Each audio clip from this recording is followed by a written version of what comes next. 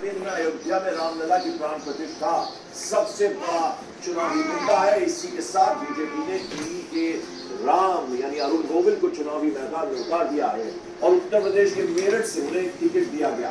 तो वहीं बीजेपी में शामिल होने के महज घंटे भर बाद कुरुक्षेत्र से नवीन जिंदल के नाम का ऐलान हो गया, जबकि लिस्ट में अभिनेत्री कंगना रनौत के नाम ने सभी को चौंका दिया। कंगना रनौत को बीजेपी ने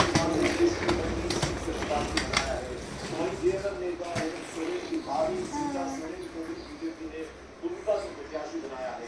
सीता सोरेन हाल ही में बीजेपी ने शामिल की थी और बीजेपी से टिकट मिलने के बाद कंगना रनौत ने ट्वीट किया और लिखा, मेरे प्यारे भारत और भारतीय जनता की हमेशा समर्थन रहा।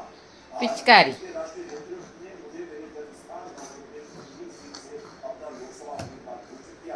मुझे हाईकमान का फैसला मंजूर है। मैं आधिकारिक तौर पर पार्टी में शामिल होकर सम्मानित और उत्साहित महसूस कर रहा हूँ। मैं योग्य कार्यकर्ता और ईश्वर बहुत महत्वपूर्ण है और बीजेपी में मुझे कुरुक्षेत्र लोकसभा चुनाव लड़ने की सौंपी है। आज मौका मिला मुझे करता हूँ, इसलिए मैं पूरे तन धन से उनकी सेवा करूँगा।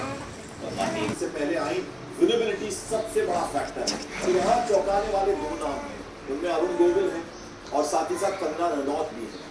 और साथ ही साथ अगर हम बात करें तो जिस तरह से कुरुक्षेत्र से नवीन जिंदल कांग्रेस छोड़कर मिट्टू, इसके अलावा भी क्या कुछ चीजें हैरान कर रहे हैं इस बात में।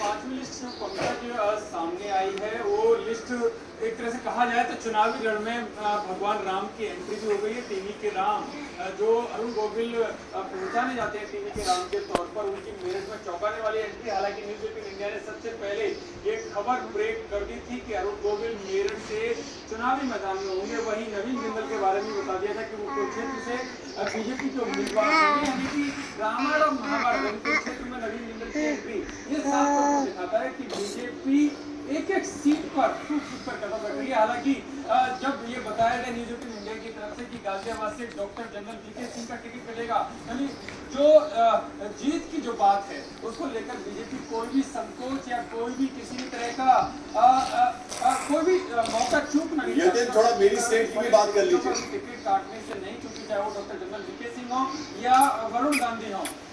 और हिमाचल की जो आप बात कर रहे हैं आपके स्टेट की, तो वहाँ से भी बड़ा चौंकाने वाला नाम है। हालांकि काफी दिन से चर्चा चल रही थी कि कंगना रनौत बीजेपी के उम्मीदवार होंगे, लेकिन कल 5वीं लिस्ट में मंडी से उनका नाम सामने आया तो हर कोई हैरान रह गया, क्योंकि हर कोई ये मान के चल रहा था कि दिल्ली से चुनाव या मथुरा से लड़ेंगी, लेकिन उनको उनकी पारंपरिक सीट, उनका जो जन्म स्थान है वहाँ से उनको मौका दिया गया। यानी कि एक बेहद चौंकाने वाला, क्योंकि हिमाचल में जिस तरह से राजनीतिक घटनाक्रम चल रहा है, ऊपर उतार चढ़ाव देखने को मिल रहा है, सरकार खतरे में दिखाई देती है कभी कभी, उसमें ये बड़ा चौंकाने वाला नाम है। चलिए यतीन्द्र बने रहिए, आप मेरे साथ कुछ और बातें आपसे करनी है।